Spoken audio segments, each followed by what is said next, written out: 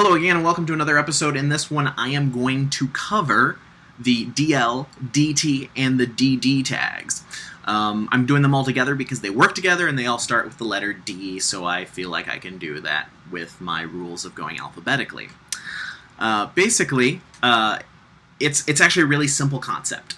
You have a DL tag, which is the definition list.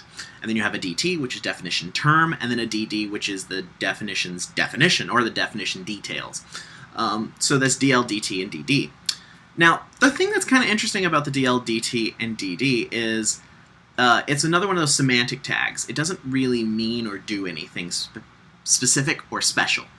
It does a lot of things visually in what I'll show you in a minute, but in reality it's just to keep things organized. But it is really good if you're going through and creating a more scholarly type website or a web page that has a lot of definitions. It's really easy to just go through and build a definition list based off of what's given to you in the HTML itself.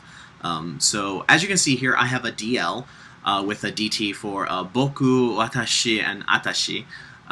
Which are all three Japanese, they're self-reflexive. It means me or, I. And I've got them defined by their standard uses. Boku is me, male. Watashi is usually used for either gender. And then atashi is used strictly only female. So what I've done here is I just made this simple little chart here. And I used a DL, DT, and DD to kind of explain how it would look.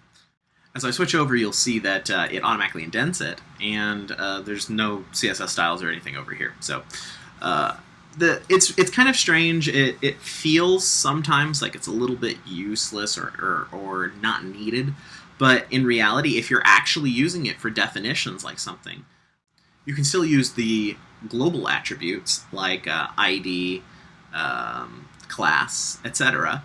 And you can also use event attributes through HTML5. So it's fantastic in that it's very flexible, and of course you can style it.